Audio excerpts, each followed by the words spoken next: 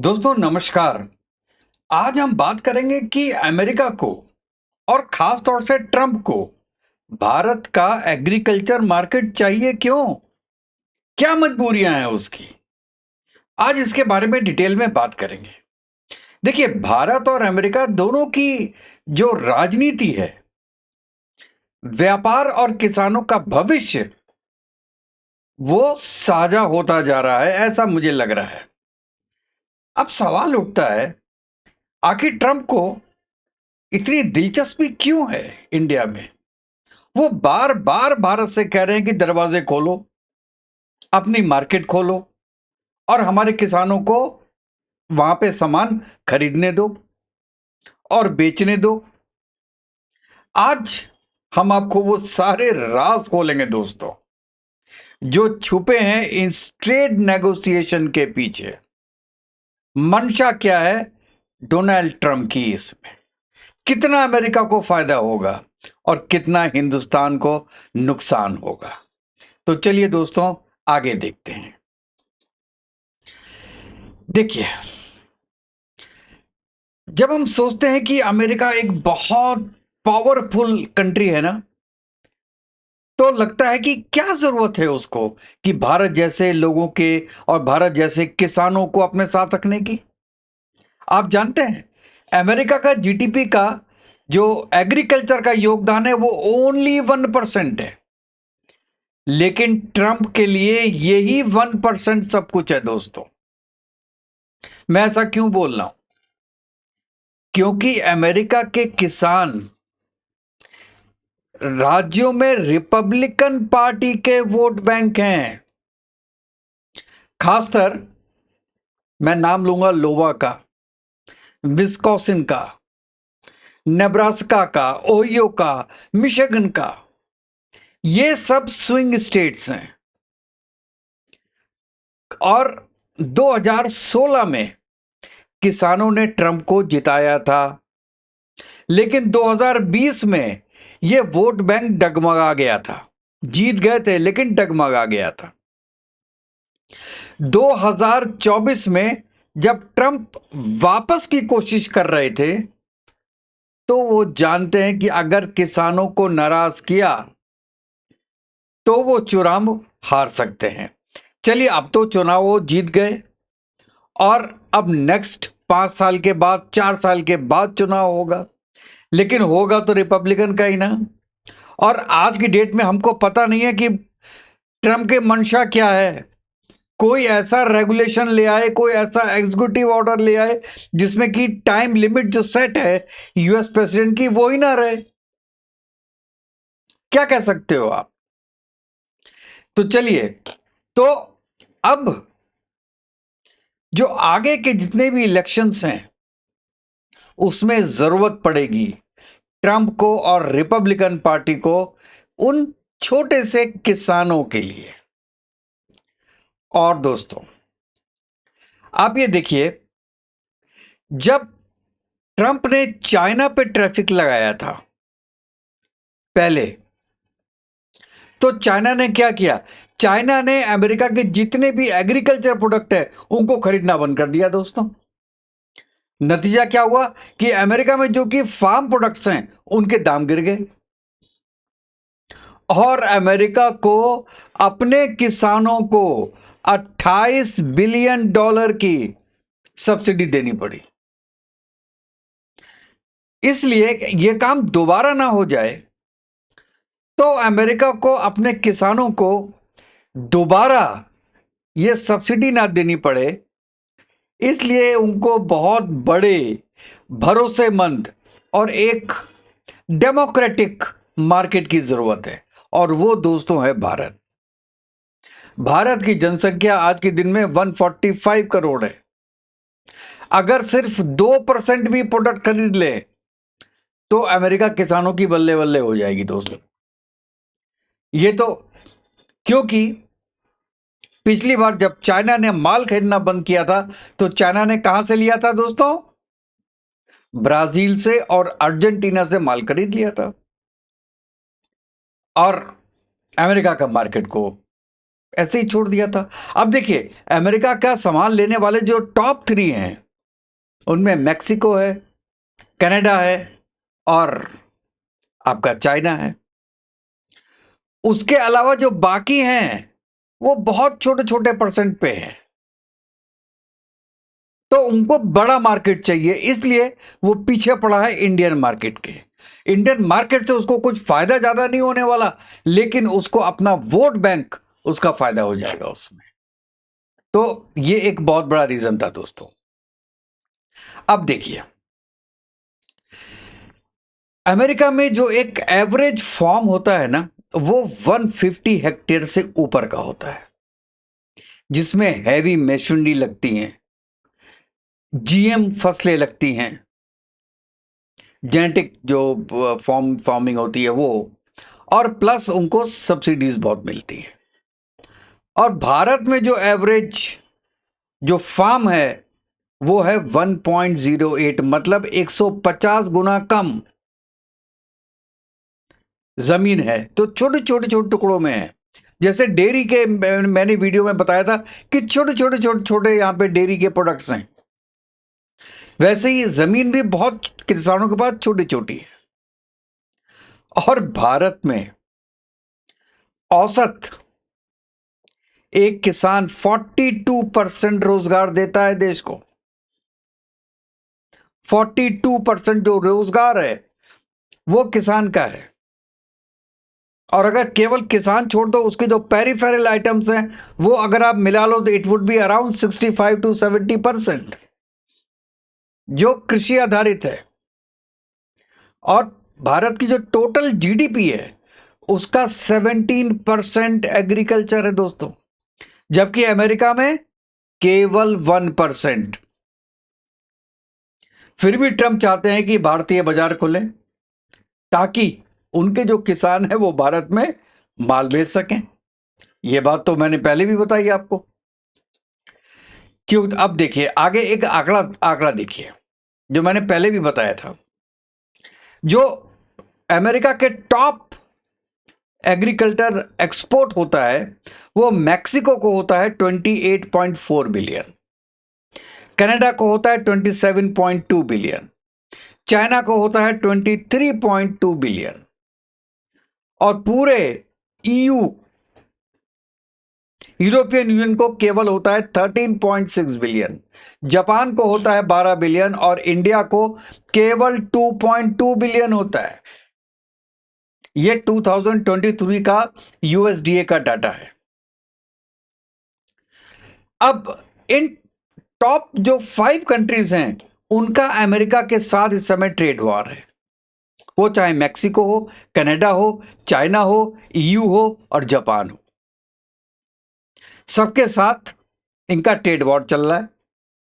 इसीलिए ट्रंप को एक अपने प्लान बी के तहत इंडिया का बिजनेस चाहिए, जो कि ना सिर्फ बड़ा है बल्कि बहुत उभरता हुआ भी है। अभी केवल 2.2 बिलियन वो एक्चुअली एक्सपोर्ट करता है इंडिया को एग्रीकल्चर गुड्स। यहां पे जो हम बात कर रहे हैं we are talking only on agriculture goods.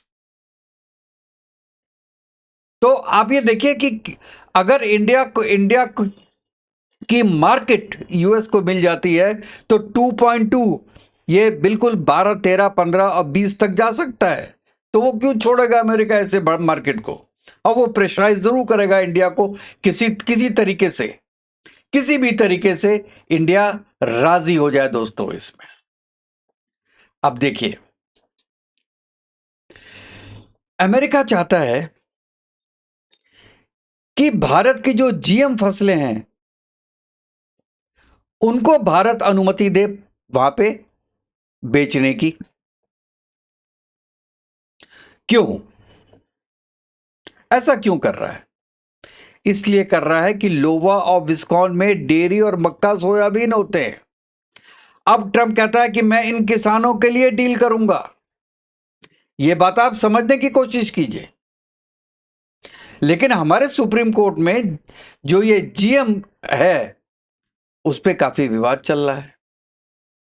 अब इसका रिजल्ट क्या होगा, क्या गवर्नमेंट करेगी या नहीं करेगी? और सबसे ज्यादा सेंसिटिव इसमें डेयरी है। वैसे मैंने अपने पहले की वीडियो में बताया था कि भारत की डेयरी इंडस्ट्री में 8 करोड़ फैमिली शामिल हैं, 8 करोड़। और अमेरिकन जो डेयरी लॉबी है वो कह रही है कि भैया अपने दरवाजे हमारे लिए खोल दो। अब ये राजनीतिक नहीं है तो क्या है? ट्रम्प की लॉबी क्या है? देखिए, US dairy export council, American soybean association, US grains council, ये सब मिलकर भारत पे दबाव डाल रही है। और अगर भारत झुक गया, अगर भारत झुक गया तो भारत का किसान, सरकारी संस्थाएं और ये जितनी भी लोकल जो कंपनीज हैं उनकी वो उनमें उनमें जरूर प्रॉब्लम आ जाएगी दोस्तों। और ये 100% बात है। और ये लॉबीज हैं जो एक तरीके से काम करती हैं दोस्तों। और इसके साथ आप ये देखिए, अमेरिका की जो लॉबीज हैं वो वहां की यूएस की जो पॉलिसी बनाती हैं उनमें डायरेक्ट रोल निभाती हैं दोस्तों। और ये सब गवर्नमेंट जो होती है, गवर्नमेंट को चंदा भी देती हैं और डील भी कराती हैं। इंडिया में कोई ऐसी लॉबी नहीं है, जो कि मैं कहता हूं कि बहुत जरूरी है ऐसी कोई लॉबी होना चाहिए। और ट्रंप खुद को क्या कहते हैं? The deal maker, the deal maker in chief. और वो जो भारत के साथ ये जो डील होगी ना, उसको अपनी राजनीतिक हार जो चाइना के साथ हो रही है और इवन कनाडा के साथ हो रही है, मैक्सिको के साथ हो रही है, उसमें वो जीत की तरह दिखाएंगे। ये उनका असली मकसद है। बहुत ज्यादा फायदा होगा या नहीं होगा ये वक्त बताएगा, क्योंकि इंडिया खोलेगा भी तो पार्शियली खोलेगा। पूरा एग्रीकल्चर, डेयरी और मेडिकल पूरा सेक्टर खोल ही नहीं सकता, खोल ही नहीं सकता। और ये ट्रम्प भी जानते हैं कि आप किसी को कितना दबाओगे। तो उसकी भी लिमिट होती है। हाँ, कुछ कुछ चीजों में कुछ आइटम्स ऐसे होंगे जो खुलेंगे, बाकी नहीं खुलेंगे। इसलिए मैं कहता हूं कि ये इस डील को एक राजनीतिक ट्रॉफी की तरह से पेश करेगा कि देखो, मैं चाइना से भिड़ गया, मैं मैक्सिको से भिड़ गया, मैं कनाडा से भिड़ गया, इंडिया से मैं जीत लिया। और इसका इस्तेमाल वो केवल अपने वोटर्स को खुश करने के लिए करेगा दोस्तों। अब देखते हैं कि ये बात कहां तक जाती है। और अगर मैं इसमें बताना चाहता हूं कि भारत की उलझन क्या होगी। अगर भारत का बाजार खुलेगा तो क्या होगा? किसानों का गुस्सा भड़केगा, मोदी सरकार पे आरोप लगेंगे कि अमेरिका के सामने झुक गए, और फिर किसान के आंदोलन की बात उठ सकती है दोस्तों। और ये बात मुझे आप लिख के ले लो, ये उठेगा। और अगर नहीं खोला, अगर नहीं खोला तो ट्रेड डील फेल हो जाएगी। अमेरिका WTA केस भी कर सकता है और टैक्स सेक्टर में दबाव भी बना सकता है, जैसे H1B वीसाज हैं, डेटा है, आदि आदि चीजें, उनमें दबाव डालेगा इंडिया को अगर ये ट्रेड डील नहीं होती है। और नेचुरल है कि ट्रम्प चाहेगा कि उसके फेवर में, अमेरिका के फेवर में ये डील हो दोस्तों। तो प्रॉब्लम तो दोस्तों है, प्रॉब्लम तो इसमें जरूर है। और अल्टीमेटली ट्रम्प का पर्पस क्या है? चाइना से मुकाबला करना। यह ट्रम्प की मजबूरी है और मैं कहता हूं भारत की चुनौती है। यह एक बहुत बड़ा भविष्य का ट्रेड युद्ध है दोस्तों। और अभी केवल 5 या 6 दिन बाकी है। 9 तारीख को, 9 तारीख के पहले कुछ फाइनलाइज होना है। हो सकता है इसमें कुछ चीजें फाइनलाइज हों, कुछ चीज आगे की बढ़ाई जाएं कि हम आगे डिस्कस करेंगे। कब डिस्कस करेंगे? 1 महीने, 2 महीने, 3 महीने, 4 महीने, 5 महीने, 10 महीने, कभी ना कभी तो आपको टेबल पे आना ही पड़ेगा। सो बेटर कि आप आज के दिन में ये डिसाइड कीजिए कि आपको क्या करना है, कब तक लटकाएंगे।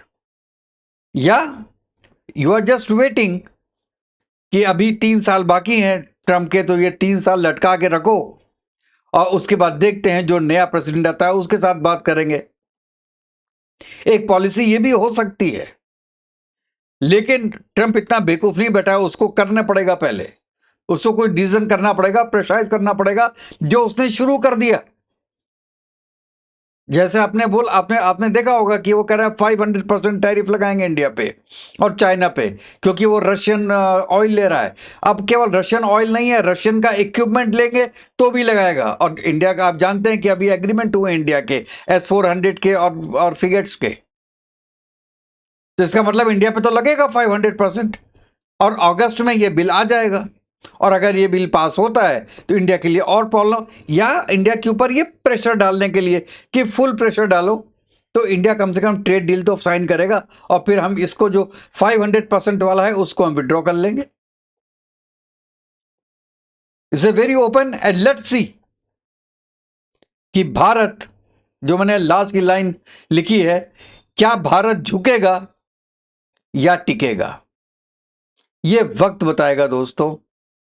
और आप अपने कमेंट्स में ज़रूर बताइएगा कि आप इसके बारे में क्या सोचते हैं, कि क्या जो मैंने रीजंस बताए हैं वो सही है, कि अमेरिका केवल अपने पॉलिटिकल गेन के लिए और चाइना के साथ नेगोशिएशन करने के लिए एक बार्गेनिंग चिप की तरह यूज कर रहा है पूरे हिंदुस्तान का, क्योंकि वो भी जानता है कि उसके 26,000 डेयरी वाले और इंडिया में 8 करोड़ लोग डेयरी से जुड़े हुए हैं, दोनों का क्या कंपैरिजन है। इंडिया क्या करना चाहेगी, इंडिया क्यों करना चाहेगी और कैसे कर सकती है। या तो आप अपने इक्विपमेंट दे दीजिए, इंडिया में आके लगा दीजिए, आप यहां प्रोडक्शन कीजिए, तो फिर भी लॉजिकल समझ में आता है। लेकिन आप यूएस में प्रोड्यूस करके इंडिया में डेयरी प्रोडक्ट आप सप्लाई करेंगे, एग्रीकल्चर प्रोडक्ट सप्लाई करेंगे, पोल्ट्री प्रोडक्ट आप सप्लाई करेंगे, तो भाई साहब इंडिया के किसान करेंगे क्या। इंडिया के किसान आप फल भी देंगे, आप गेहूं भी देंगे, आप चावल भी देंगे, आप फल भी देंगे, आप सब कुछ इंडिया को दे देंगे, तो इंडिया के किसान करेंगे क्या। चलिए दोस्तों, आप बताइएगा, और ये देखिए कि क्या भारत अमेरिका के दबाव में आएगा, क्या आना चाहिए, या अपने किसानों और अपनी जो कोऑपरेटिव सोसाइटीज हैं उनके साथ इंडिया खड़ा रहेगा। Let's see. टाइम मुश्किल है, टाइम आसान नहीं है दोस्तों, but something has to be done. You have to put your foot down somewhere. कहीं ना कहीं तो आपको फुल स्टॉप लगाना पड़ेगा कि नहीं, इससे ज्यादा नहीं, दिस इज ऑल। तो अपने कमेंट में जरूर बताइएगा और वीडियो को शेयर कीजिएगा दोस्तों, ताकि और लोग भी इस बहस का हिस्सा बन सके। ये बहुत इंपॉर्टेंट है। हमारे चैनल को सब्सक्राइब कीजिएगा, ताकि अगली बार जब हम भारत के और डिटेल में डिस्कशंस करेंगे तो उसमें आपका साथ मिले। तो नेक्स्ट वीडियो तक के लिए जय हिंद, जय भारत, वंदे मातरम। Thank you very much. खुश रहिए, स्वस्थ रहिए।